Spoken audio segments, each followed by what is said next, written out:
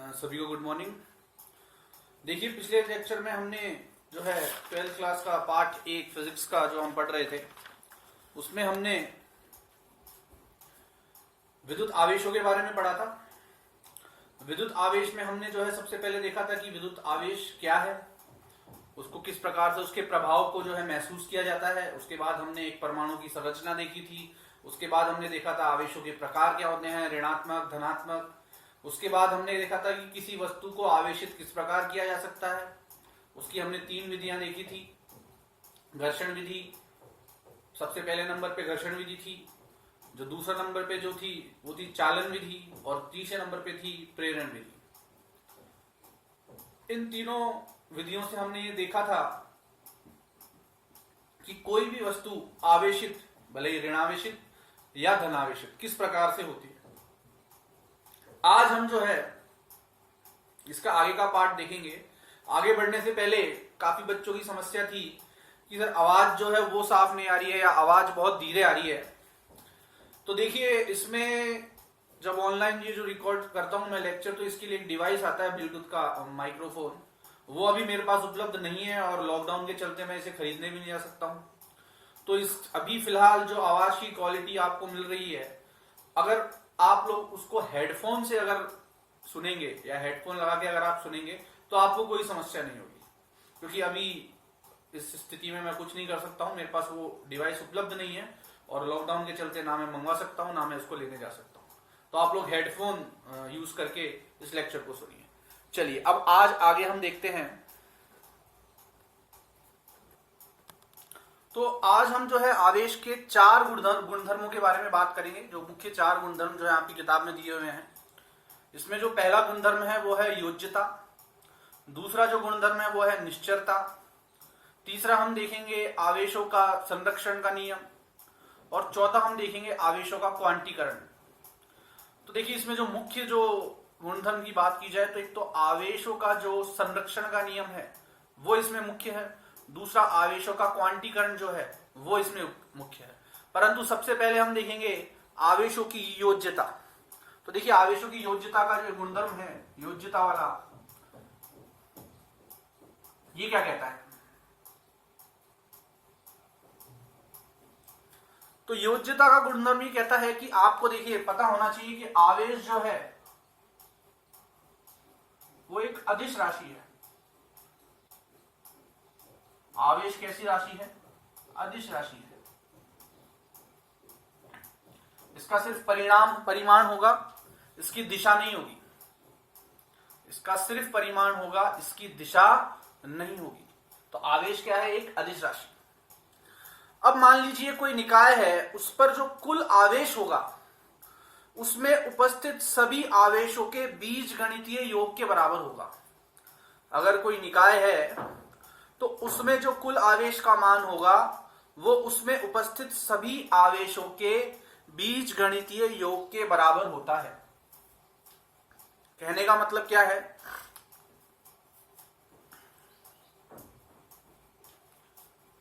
कि मान लीजिए कोई निकाय है, कोई सिस्टम है, उसमें ये एक सिस्टम है, इसमें 4 वस्तुएं रखी हुई है, 1 2 3 4। पहली वस्तु पे जो आवेश है वो है प्लस का 3 कूलम, दूसरी वस्तु पे आवेश है 5 कूलम, तीसरी वस्तु पे आवेश है -4 कूलम, और चौथी वस्तु पे आवेश है प्लस का 6 कूलम। मतलब ये तीनों वस्तुएं तो धनावेशित है और यह वस्तु ऋणावेशित है। अब अगर मुझे इस निकाय के कुल आवेश का मान ज्ञात करना है तो मैं क्या करूंगा? इन सब आवेशों को जोड़ दूंगा, इन सब आवेशों को जोड़ दूंगा और चिन्ह का ध्यान रखूंगा। तो देखिए, 6 3 9 5 14, और ये तो हो गए प्लस के, और माइनस का कितना है? 4। तो टोटल जो इसका जो कुल आवेश आएगा वो कितना आएगा? 10 कूलम, क्योंकि प्लस का तो हो गया 14 और माइनस का कितना है? 4। तो 10 में से 4 जाएगा तो 10 कूलम। तो ये जो नियम है या ये जो गुणधर्म है ये कहलाता है योज्यता गुणधर्म। इसमें क्या होता है, हम जो किसी भी निकाय में जो आवेश होते हैं उनको क्या करते हैं, टोटल जोड़ते हैं उस निकाय के आवेशों को। कैसे जोड़ते हैं, जैसे हम साधारण बीजगणित में संख्याओं को जोड़ते घटाते हैं, उस प्रकार से जोड़ते घटाते हैं। क्योंकि ये अदिश राशि है, अदिश राशि है तो दिशा का फर्क तो पड़ेगा नहीं। यहाँ ये -4q का मतलब ये नहीं है कि इसकी दिशा इससे विपरीत है, इसका मतलब यह है कि ये ऋण आवेशित है, पर ये है क्या, ये है अदिश राशि। ठीक है, जैसे द्रव्यमान है, द्रव्यमान भी क्या है, एक अदिश राशि है। 5 किलो द्रव्यमान, 10 किलो द्रव्यमान, ये क्या है, ये सिर्फ परिमाण ही तो है, तो ये क्या है, द्रव्यमान भी क्या है, अदिश राशि है। परंतु ध्यान देने वाली बात क्या है कि द्रव्यमान हम सदैव क्या लेते हैं, धनात्मक, जबकि आवेश जो है वह भी अदिश राशि है, परंतु यह धनात्मक भी हो सकता है और ऋणात्मक भी। तो ये धनात्मक और ऋणात्मक चिन्ह दिशा को थोड़ी दर्शा रहा है, दिशा तो इसमें होगी नहीं क्योंकि अदिश है। तो ये धनात्मक और ऋणात्मक चिन्ह सिर्फ किसको दर्शाता है, उस पे चार्ज को, कि वो पॉजिटिवली चार्ज है या नेगेटिवली चार्ज है। तो इस नियम को हम क्या कहते हैं, योज्यता का नियम कहते हैं। अब मान लीजिए अगर किसी वस्तु पर, कोई वस्तु है उस पे 2 कूलाम -6 कूलाम +3 कूलाम और 1 कूलाम का चार्ज है, 4 अलग अलग चार्ज है, सॉरी किसी निकाय में, वस्तु नहीं किसी निकाय में मान लीजिए अलग अलग जो है 3 कूलाम, 2 कूलाम, -5 कूलाम और +10 कूलाम का चार्ज मान लीजिए, या +10 कूलाम प्लस ये 3 चार्ज मान लीजिए आप, 3 कूलाम, 2 कूलाम और -5 कूलाम का चार्ज है इसमें। अब अगर मैं इसमें देखूं तो 3 और 2 5, प्लस का 5 किससे कट जाएगा, -5 से। तो आवेशों का योग कितना आ रहा है, यहाँ पे 0 आ रहा है। आवेशों का कुल योग कितना आ रहा है, 0। इसका मतलब यह वस्तु क्या है, उदासीन। क्या है, उदासीन है। अगर आवेशों का कुल योग 0 आ रहा है तो वस्तु क्या है, उदासीन है। अगर आवेशों का योग निकालेंगे आप तो कैसे निकालेंगे, जैसे बीजगणित में साधारण संख्याओं को जोड़ा जाता है वैसे ही निकालेंगे। समझ में आ गई बात। तो आवेश जो है वो क्या है, एक अदिश राशि है, और किसी निकाय पर कुल आवेश का मान उसमें उपस्थित सभी आवेशों के बीजगणितीय योग के बराबर होता है। यही इसकी योज्यता का नियम है। अगर किसी वस्तु पर कुल आवेश क्या है या आवेशों का योग क्या है, 0 है, तो वह वस्तु क्या कहलाएगी, उदासीन कहलाएगी। पहली बात। इसके बाद जो दूसरा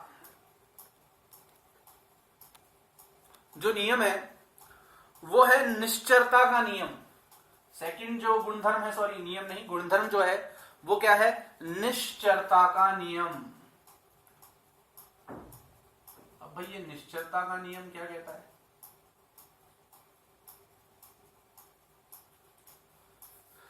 निश्चरता का नियम ये कहता है, अगर निश्चरता के नियम को हम साधारण रूप से समझें तो कुल मिला के ये कहता है कि भैया वेग से आवेश पर कोई प्रभाव नहीं पड़ता। वेग बढ़ने से आवेश नहीं बढ़ेगा, वेग घटने से आवेश नहीं घटेगा। वेग जो है किसी वस्तु पर का, वो आप बढ़ा लो या घटा लो, उससे आवेश पर कोई फर्क नहीं पड़ेगा, लेकिन द्रव्यमान पे पड़ता है। हालांकि ये आप इस टॉपिक के बारे में आपने अभी तक नहीं पढ़ा है। यह विशिष्ट आपेक्षिकता का नियम कहलाता है या विशिष्ट आपेक्षिकता का सिद्धांत कहलाता है। ये विशिष्ट आपेक्षिकता का सिद्धांत क्या कहता है, विशिष्ट आपेक्षिकता का सिद्धांत ये कहता है कि वस्तु के वेग में परिवर्तन के साथ साथ उसके द्रव्यमान में भी परिवर्तन होता है। इसका समीकरण मैं बता देता हूं आपको। विशिष्ट आपेक्षिकता का समीकरण, विशिष्ट आपेक्षिकता का समीकरण है m बराबर m0 बटे √1 माइनस v² बटे c²। m बराबर m0 बटे √1 माइनस v² बटे c²। ये आपके कोर्स में नहीं है, लेकिन इस निश्चरता के नियम को समझाने के लिए आपको एक बार इसको भी थोड़ा सा समझना पड़ेगा। तो ये जो नियम है विशिष्ट आपेक्षिकता का नियम,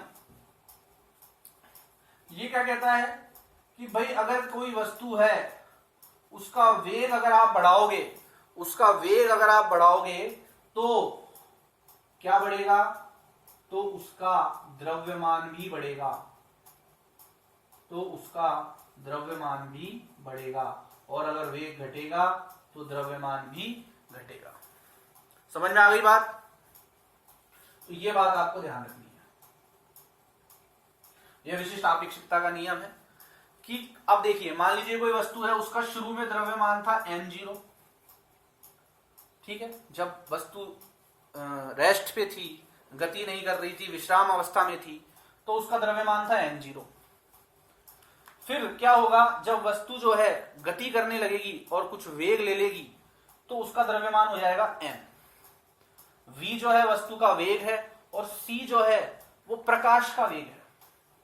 समझ में आ रही है बात? तो ये नियम क्या कहता है, ये नियम इतनी सी बात कहता है कि वस्तु का द्रव्यमान जो है वह वेग के साथ साथ बढ़ता है, वेग के साथ साथ घटता है। अगर वेग बढ़ाओगे तो द्रव्यमान बढ़ेगा, वेग घटाओगे तो द्रव्यमान कम होगा। परंतु यह चीज किस पे लागू नहीं होती है, चार्ज पे लागू नहीं होती है।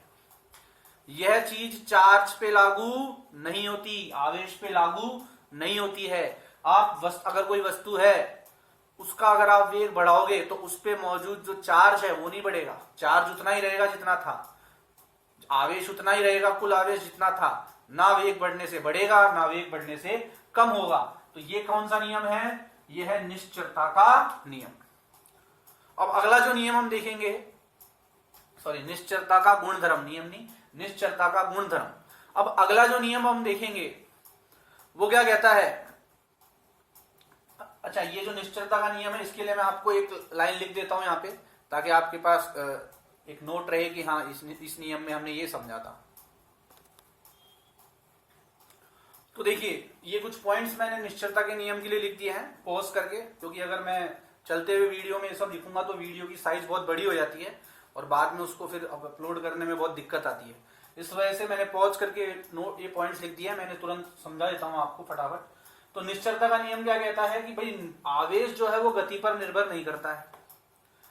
विशिष्ट आपेक्षिकता का नियम क्या कहता है कि भाई m बराबर, ये विशिष्ट आपेक्षिकता का नियम का ये फॉर्मूला है। अच्छा, नियम तो ये कहता है कि द्रव्यमान वेग के साथ परिवर्तित होता है, गति बढ़ने पर द्रव्यमान बढ़ता है। ये तो विशिष्ट आपेक्षिकता का नियम कहता है। परंतु अच्छा, ये द्रव्यमान और आवेश इनको साथ में क्यों पढ़ा जा रहा है? क्योंकि देखिए, अगर आवेश है, यदि आवेश है तो द्रव्यमान होगा ही होगा, तो द्रव्यमान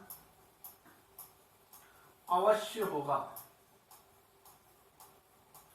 परंतु ऐसा जरूरी नहीं है कि द्रव्यमान हो तो उस पर आवेश भी हो। पर अगर आवेश है तो द्रव्यमान होगा ही होगा, आवेश द्रव्यमान पे ही होगा। समझ में आ रही है बात आपको?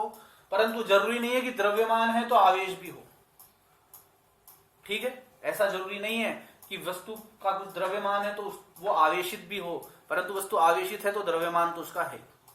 तो द्रव्यमान और आवेश एक दूसरे पे निर्भर करते हैं। समझ में आ रही बात? अगर आवेश है तो द्रव्यमान होगा ही होगा। और विशिष्ट आपेक्षिकता का नियम कहता है कि द्रव्यमान वेग के साथ परिवर्तित होता है, तो इसका मतलब आवेश जो है वो द्रव्यमान के साथ ही चलता है। तो आवेश अगर द्रव्यमान के साथ चलता है तो आवेश के वेग में, आवेश में भी परिवर्तन होना चाहिए। 2 की जगह 3 हो गया या 3 की जगह 2 हो गया वेग के साथ। पर जो निश्चलता का नियम है वो यही कहता है कि वो निश्चल रहता है, उसके ऊपर वेग का कोई फर्क नहीं पड़ता है। तो आवेश जो है वो गति पर निर्भर नहीं करता है। विराम अवस्था में जो आवेश रहता है वही आवेश गतिमान अवस्था में रहता है। तो विराम अवस्था में जो आवेश है बराबर किसे है, गतिमान अवस्था के। ये कौन सा नियम है, निश्चलता का नियम है। समझ में आ गई बात आपको? पॉज करके इसको कॉपी कर लीजिए और अगले वाले पॉइंट पे आइए। अब देखिए, हमारा जो अगला नियम है वो है विद्युत आवेश के संरक्षण का नियम। तो विद्युत आवेश का संरक्षण का नियम क्या कहता है, जो ये 2 बातें कह रहा है हमें। किसी विलिगत निकाय में कुल आवेश संरक्षित रहता है।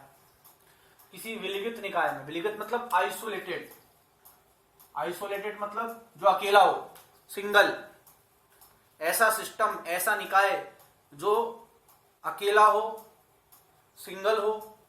समझ में आ रही बात? और किसी का कोई इंटरफेरेंस ना हो उसमें, और किसी का कोई, उसके अंदर किसी का कोई डिस्टरबेंस ना हो, तो वो क्या कहलाता है? विलिगत, आइसोलेटेड। यहां लिख देता हूं मैं। तो ऐसा कोई निकाय जो विलिगत हो, मतलब अकेला हो, सिंगल हो, और उस निकाय में कुल आवेश जो है वो क्या रहता है? संरक्षित रहता है। उस आवेश, उस निकाय में कुल आवेश क्या रहता है? संरक्षित। सेकंड पॉइंट क्या कह रहा है? जैसा कि ऊर्जा संरक्षण का नियम होता है, हम क्या पढ़ते हैं ऊर्जा संरक्षण के नियम में कि ऊर्जा को न तो नष्ट किया जा सकता है और न ही उत्पन्न किया जा सकता है, केवल एक रूप से दूसरे रूप में स्थानांतरित करते हैं। तो आवेश के लिए भी ये लिखेंगे कि आवेश को न तो नष्ट किया जा सकता है और न ही उत्पन्न किया जा सकता है, केवल स्थानांतरित हो सकता है। केवल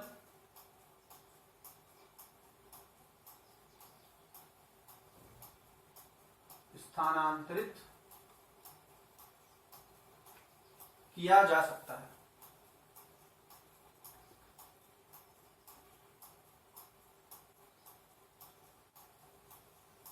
समझ में आ गई बात? स्थानांतरित कैसे करते हैं? कल हम कर रहे थे, एक वस्तु से दूसरी वस्तु में कभी इलेक्ट्रॉन ट्रांसफर कर रहे थे, कभी एक वस्तु दूसरी वस्तु को इलेक्ट्रॉन दे रही थी, तो कोई वस्तु पॉजिटिवली चार्ज हो रही थी, कोई वस्तु नेगेटिवली चार्ज हो रही थी, कोई वस्तु ऋणावेशित हो रही थी, कोई वस्तु धनावेशित हो रही थी। वो सब कैसे हो रहा था? आवेशों के स्थानांतरण से। ठीक है। और आवेश जो है, इलेक्ट्रॉन है, प्रोटॉन है, ये किसी ने बनाया नहीं है, पहले से है, ये ऑलरेडी है। आवेश को न तो नष्ट किया जा सकता है, न ही उत्पन्न किया जा सकता है, केवल स्थानांतरित किया जा सकता है। और किसी विलिगत निकाय में कुल आवेश क्या रहता है? संरक्षित रहता है। तो ये जो विलिगत निकाय में कुल आवेश संरक्षित रहता है, इसको हम समझ लेते हैं। मान लीजिए कोई सिस्टम है, कोई विलिगत सिस्टम है, आइसोलेटेड सिस्टम है। मान लीजिए ये कोई सिस्टम है, ये आइसोलेटेड है। आइसोलेटेड मतलब बंद है, ये विलिगत है, बंद है। और इसकी जो बाउंड्री है चारों तरफ की, इसकी जो चारों तरफ की जो बाउंड्री है, ये इंसुलेटेड है। इंसुलेटेड मतलब कुचालक। इंसुलेटर क्या होता है? कुचालक। ठीक है। तो इसको ये इस धातु से या ऐसे पदार्थ से बनी हुई है जो कुचालक है। समझ में आ गई बात? मतलब इसमें इलेक्ट्रॉनों का मुक्त प्रवाह नहीं हो सकता, या आवेश का मुक्त प्रवाह नहीं हो सकता। इसकी बाउंड्री इस तरह के पदार्थ से बनी हुई है, बाउंड्री। इसीलिए ये कौन सा है? ये कौन सा निकाय है? ये विलिगत निकाय है। तो अकेला है, सिस्टम अकेला है, और इसकी बाउंड्री जो है उसको हमने इंसुलेटेड कर दिया। इंसुलेटेड का मतलब है इसको कुचालित, मतलब कुछ ऐसे पदार्थ से बना दिया जो खुद क्या होता है? कुचालक होता है। अब इसमें बाहर का ना कोई चार्ज आएगा ना कोई जाएगा, दूर रखे रखे तो नहीं होगा। अब हम चला के घर्षण वगैरह करवाएं वो बात अलग है, बाकी किसी और का कोई इंटरफेरेंस नहीं होगा, प्रेरण वगैरह वाला काम इसमें नहीं होगा, क्योंकि ये विलिगत है, अपने अलग से सेपरेट है, आइसोलेटेड है। समझ में आ गई बात? जैसे इस समय कोरोना महामारी चल रही है और हम सब अपने अपने घरों में आइसोलेटेड है। ठीक है। बाहर की दुनिया में ना हमारा कोई हस्तक्षेप है, ना बाहर वाले का किसी का हमारे जीवन में फिलहाल कोई कोई इंटरफेरेंस है। हम हमारे घर में रहते हैं। इसी तरह से ये भी निकाय क्या है? एक विलिगत निकाय है। समझ में आ रही है बात आपको? अब इस विलिगत निकाय में मान लीजिए कुछ चार्जेस थे, मान लीजिए कुछ विलिगत निकाय में कुछ वस्तुएं थी। एक्चुअल में क्या थी? कुछ वस्तुएं थी। मान लीजिए 4-5 वस्तुएं थी इसमें, और चारों पांचों जो वस्तुएं थी वो आवेशित थी। कोई धनावेशित थी, कोई ऋण आवेशित थी। तो मान लीजिए ये 4 वस्तुएं हैं इसमें। समझ में आ गई बात? ये 4 वस्तुएं हैं। इसमें 5 कूलाम का चार्ज है, इसमें -2 कूलाम का चार्ज है, इसमें 3 कूलाम का चार्ज है, इसमें -6 कूलाम का चार्ज है। समझ में आ गई बात? अब हमने क्या किया? हमने इस सिस्टम को थोड़ा डिस्टर्ब किया, इसके थोड़ा इसमें हमने इंटरफेयर करने की कोशिश की। तो इंटरफेयर कैसे किया हमने? इस सिस्टम को उठा के मान लो हिला दिया बहुत तेजी से, इस सिस्टम को पूरे को हिला दिया। इस सिस्टम को हिलाने से क्या होगा, इसके अंदर की जो वस्तुएं हैं वो भी आपस में हिलेगी या रगड़ खाएगी। वस्तु के इस सिस्टम के अंदर की वस्तुओं की बात कर रहा हूं, बाहर से इस सिस्टम में कोई इंटरफेयर नहीं है। आपके घर में 4 सदस्य बंद है तो आपका घर जो है वो आइसोलेटेड है, वो विलीगत है और उसमें 4 सदस्य हैं। इसी प्रकार इस सिस्टम में आपका घर तो ये सिस्टम है पूरा, और उसमें 4 जो सदस्य हैं वो ये वस्तुएं हैं। अब कोई पॉजिटिवली चार्ज है, कोई नेगेटिवली चार्ज है, समझ में आ रही बात। तो जब इनको हिलाया तो क्या हुआ, इनमें आपस में रगड़ वगैरह के कारण चार्जेस का ट्रांसफर हो गया। वो तो होगा, घर्षण के द्वारा हमने जब घर्षण के द्वारा जो है आवेशित करवाया था वस्तुओं को, तो क्या हुआ था, एक वस्तु से दूसरे वस्तु के अंदर क्या हो रहा था, चार्जेस का स्थानांतरण हो रहा था, ट्रांसफर हो रहा था। तो यहां हमने इसको बहुत तेजी से हिलाया इस सिस्टम को, और सिस्टम को हिलाने के बाद जब हमने इसको दोबारा देखा तो अब ये चारों वस्तुएं जो हैं इन पे चार्जेस अलग अलग हो सकते हैं हिलने के कारण। जैसे ये मान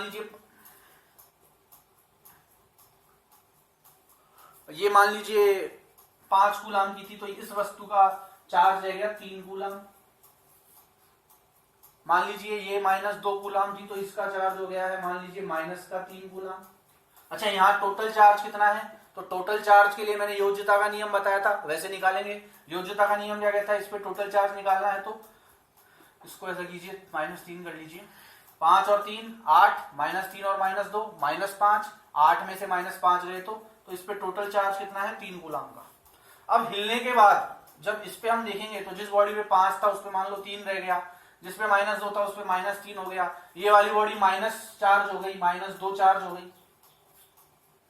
समझ में आ रही है बात। और मान लो ये वो जो बॉडी है ये 5 कूलाम हो गई चार्ज, ठीक है। तो अब अगर आप इस पे टोटल निकालेंगे तो 5 और 3 8, -3 और -2 -5, 8 में से -5 गए तो अभी भी इस पे टोटल चार्ज कितना रहेगा, 3 कूलाम ही रहेगा इस निकाय पे। तो यही क्या कहलाता है, आवेश का संरक्षण, ठीक है। कि किसी विलिगत निकाय में कुल आवेश हमेशा संरक्षित रहेगा। इसमें मैंने इस निकाय में 4 अलग अलग बॉडीज ली, 4 अलग अलग वस्तुएं ली, चारों अलग अलग चार्ज थी, इनको हिलाया, रगड़ वगैरह के कारण या घर्षण के कारण इनका जो चार्जेस हैं वो एक दूसरे में ट्रांसफर हुए, स्थानांतरित हुए। अब वस्तुओं पे आवेश अलग अलग हो गया, परंतु जो कुल चार्ज था पूरे सिस्टम का वो अभी भी उतना ही रहेगा टोटल। और इसे ही क्या कहते हैं, इसे ही कहते हैं विद्युत आवेश का संरक्षण। समझ में आ गई बात। पॉज करके अगर आप कॉपी करना चाहते हैं इसको कॉपी कर लीजिए। अब अगला जो हमारा टॉपिक है वो है आवेश का क्वांटीकरण। आवेश का क्वांटीकरण, और इस टॉपिक में से न्यूमेरिकल बन सकता है, छोटे नंबर का 1-2 नंबर का न्यूमेरिकल बन सकता है, ठीक है। आपकी किताब में भी इस टॉपिक पे बेस्ड कुछ न्यूमेरिकल्स दिए हुए हैं। तो आवेश का क्वांटीकरण क्या होता है, देखिए क्वांटीकरण शब्द को समझते हैं हम सबसे पहले। देखो क्वांटीकरण या क्वांटाइजेशन इसे इंग्लिश में बोलते हैं। तो ये जो बना है इसमें एक शब्द है क्वांटिटी। क्वांटिटी मतलब क्या होता है, मात्रा। क्वांटिटी मतलब मात्रा, एक फिक्स क्वांटिटी, एक फिक्स मात्रा में अगर आप किसी चीज को बांध देते हैं तो आप उसको क्वांटाइजेशन कर रहे हैं, तो आप उसका क्या कर रहे हैं, क्वांटीकरण कर रहे हैं। फिक्स मात्रा से यहां क्या मतलब है, मान लीजिए मैं मार्केट गया और मुझे पेन खरीदने थे, मैंने उसको बोला कि भैया 5 पेन दे दो, तो यहां मैं पेन जो है वो फिक्स मात्रा में ही खरीद सकता हूं, 5 या 6 या 7। 250 ग्राम पेन थोड़ी मांग सकता हूं, या 5.5 पेन थोड़ी मांग सकता हूं कि भैया आधा किलो पेन दे दो, नहीं। यहां पेन की मात्रा फिक्स है, या तो 5 लोगे या 6 लोगे या 2 लोगे या 1 लोगे या 4 लोगे। समझ में आ रही बात। तो है क्वांटिटी फिक्स है। तो क्वांटीकरण का मतलब क्या है, एक निश्चित मात्रा में। क्वांटीकरण का मतलब क्या है, एक निश्चित मात्रा में। तो आवेश का क्वांटीकरण का क्या मतलब है कि भैया आवेश जो है ना वह भी एक निश्चित मात्रा में होता है। या तो 1 आवेश होता है, या 2 आवेश होते हैं, या 3 आवेश होते हैं, या 4 होते हैं, 3.5 आवेश, 2.5 आवेश, इस तरह से नहीं होते। तो यही क्या है, आवेश का क्वांटीकरण। अब तो देखिए, अभी जैसा कि मैंने आपको बताया कि क्वांटीकरण का मतलब क्या है, कोई कुछ भी जो एक निश्चित मात्रा में उपलब्ध हो, कोई भी ऐसी चीज जो एक निश्चित मात्रा में उपलब्ध हो तो हम क्या कहेंगे कि वो क्वांटीकृत है। अब आवेश भी एक निश्चित मात्रा में उपलब्ध होता है, जैसा कि मैंने अभी आपको बताया था, आवेश भी जो है वो एक निश्चित मात्रा में उपलब्ध होता है। तो ये जो क्वांटीकरण का जो नियम है ये क्या कहता है कि एक इलेक्ट्रॉन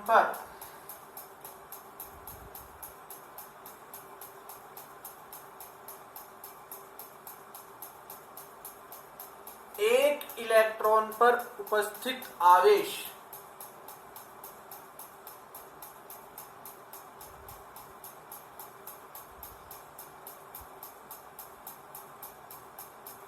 एक इलेक्ट्रॉन पर उपस्थित आवेश वह न्यूनतम आवेश है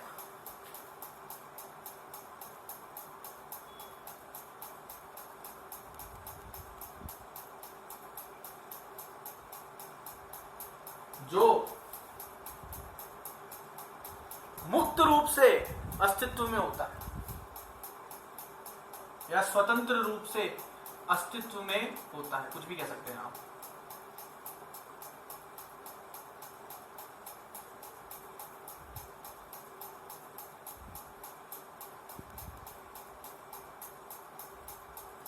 जैसा अभी मैंने आपको उदाहरण बताया कि भाई मैं गया मार्केट में, पेन मांगा मैंने कि भैया 5 पेन दे दो। एक और व्यक्ति आया उसने 10 पेन मांगे, एक और व्यक्ति आया उसने 6 पेन मांगे। तो यहां जो मूलभूत या जो न्यूनतम चीज है वो क्या है, एक पेन। अब जो 5 ले रहा है वो उस एक पेन के गुणा को 5 से गुणा कर दो आप। अगर कोई 10 पेन ले रहा है तो उस एक पेन को किससे गुणा कर दो, 10 से गुणा कर दो। तो दरअसल देखा क्या जा रहा है कि वहां पे जो न्यूनतम जो मान है या जो न्यूनतम आप एक चीज खरीद सकते हो वो है एक पेन, सिंगल पेन। ऐसे ही आवेश में सबसे न्यूनतम क्या चीज होती है, भाई इससे छोटा हम नहीं मानेंगे, कम से कम ये तो होगा ही, और आगे जो भी चीजें होंगी अगर ज्यादा लेना है तो उसके गुणज में होगी।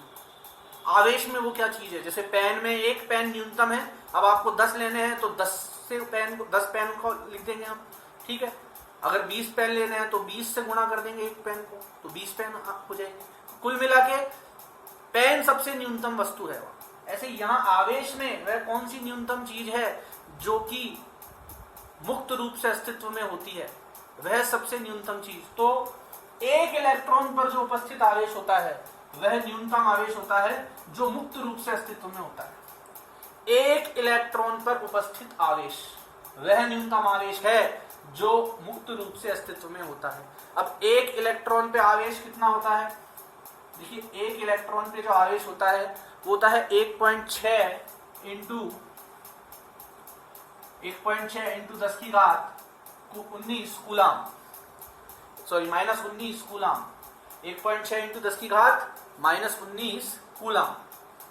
ये क्या है, ये एक इलेक्ट्रॉन पर क्या है, आवेश है।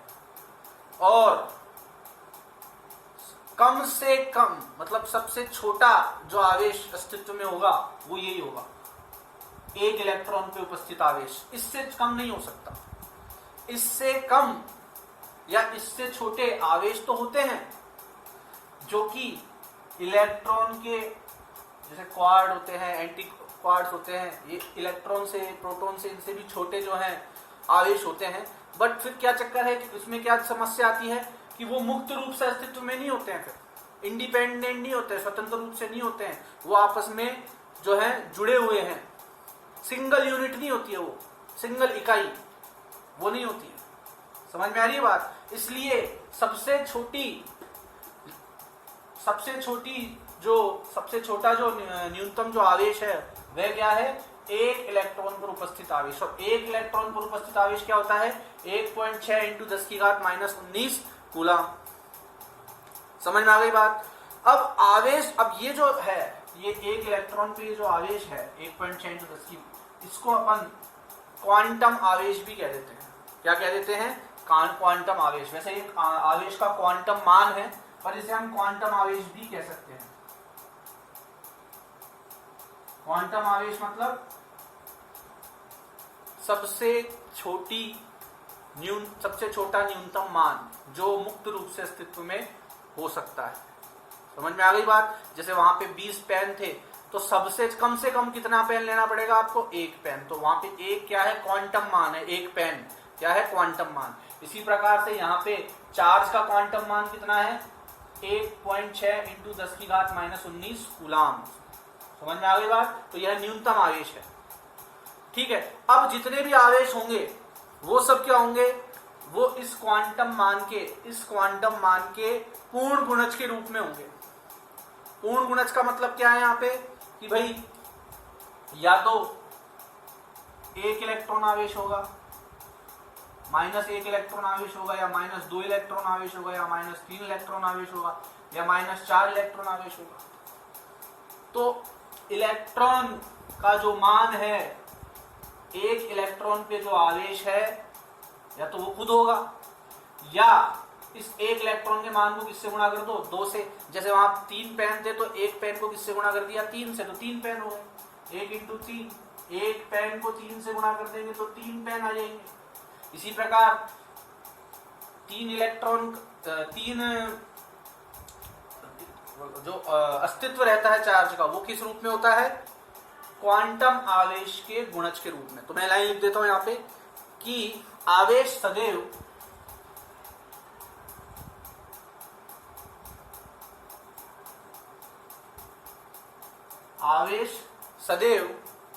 क्वांटम आवेश के पूर्ण गुणज के रूप में होता है।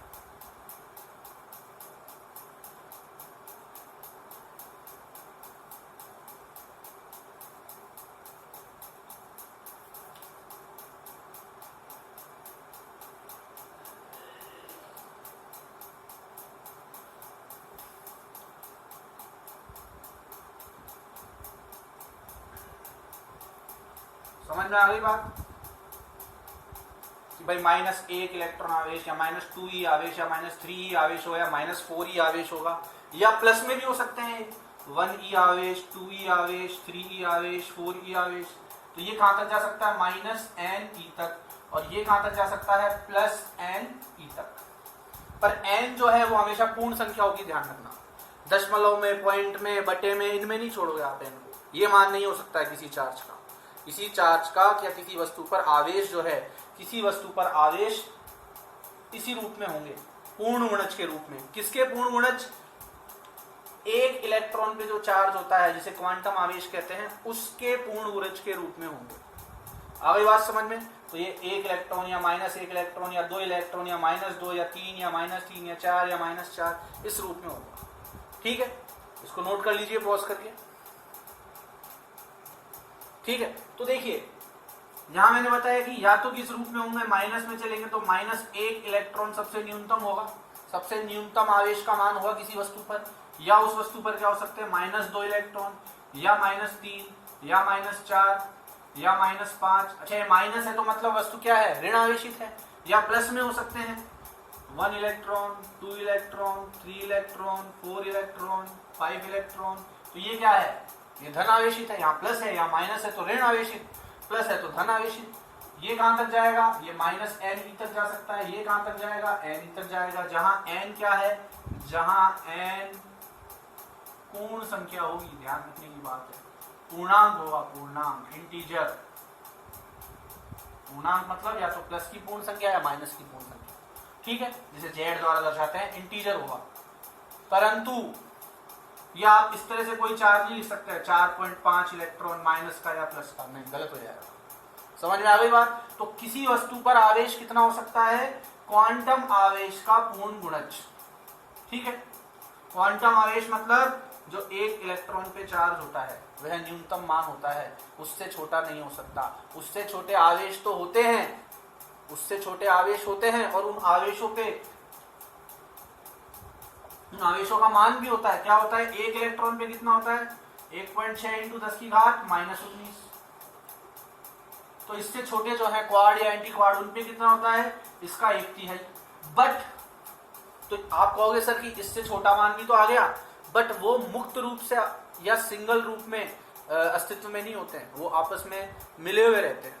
ठीक है, सिंगल यूनिट नहीं है वो। इस वजह से हम सबसे छोटा किसको मानते हैं? एक इलेक्ट्रॉन के चार्ज को मानते हैं। बात आ रही समझ में सबके?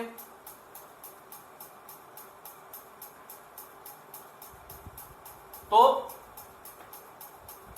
इस रूप में होगा ये जो क्वांटीकरण का नियम है ये क्या कहता है कि चार्ज जो है वो हमेशा क्वांटम जो आपका आवेश है, जो क्वांटम आवेश है, तो किसी वस्तु पर जो आवेश होगा वो क्वांटम आवेश के पूर्ण गुणज के रूप में ही होगा। बात आ गई समझ में? तो इससे एक फॉर्मूला निकल के आता है कि भाई किसी वस्तु पर टोटल चार्ज कितना हो सकता है। टोटल चार्ज हो सकता है या तो प्लस Ne या माइनस Ne। Q जो है, Q क्या है? किसी वस्तु पर आवेश, किसी वस्तु पर आवेश, ठीक है, किस रूप में होगा? प्लस माइनस Ne, जहां E क्या है? एक इलेक्ट्रॉन पर आवेश, जो कि अपन ने कितना बताया था? 1.6 इंटू 10 की घात माइनस 19। और N क्या है? N कोई पूर्णांक है, यहाँ N क्या है? कोई पूर्णांक। ध्यान रखने वाली बात है, पूर्णांक ही होगा N, ठीक है। तो ये क्वांटीकरण का नियम है। इसके अंदर आप देखेंगे तो कुछ जो 11th क्लास की जो बुक थी और अब जो 12th क्लास की बुक है, जो 12th क्लास की बुक में ये एक अच्छी बात है कि टॉपिक के साथ ही न्यूमेरिकल दिए हुए हैं आपको, उस टॉपिक के साथ ही उसके न्यूमेरिकल दिए हुए हैं, तो ये एक हमारे लिए अच्छी बात है। तो इसमें 3 आपको जो है उदाहरण दिए हुए हैं न्यूमेरिकल के रूप में, इसी फॉर्मूला पे बेस्ड। यह आपका एक फॉर्मूला बन गया है, ठीक है। Q बराबर प्लस माइनस Ne। किसी वस्तु पर जो आवेश होता है वो कैसे निकालोगे आप? इस फॉर्मूले से निकालोगे, Ne के फॉर्मूले से। समझ में आ गई बात? तो ये जो फॉर्मूला है इस पे बेस्ड 3 न्यूमेरिकल्स हैं आपकी किताब में, वो तीनों न्यूमेरिकल्स आपको देखने हैं। जो न्यूमेरिकल आपसे हो रहा है अच्छी बात है, जो नहीं हो रहा है उसको वो आप मेरे को बताएंगे इस चैनल पे ही या इस वीडियो के नीचे ही कमेंट बॉक्स पे आप जो है लिख सकते हैं कि सर हमको इस न्यूमेरिकल में प्रॉब्लम है, तो मैं वो न्यूमेरिकल आपको बता दूंगा, या फिर ग्रुप में भी आप डाल सकते हैं मैसेज, ठीक है। चलिए अब हम देखेंगे हमारा अगला टॉपिक, एक महत्वपूर्ण टॉपिक है इस किताब के हिसाब से, बोर्ड के हिसाब से, बोर्ड का भी फेवरेट टॉपिक है, कूलाम का नियम। तो इसको नोट कर लीजिए, फिर हम कूलाम का नियम देखते हैं।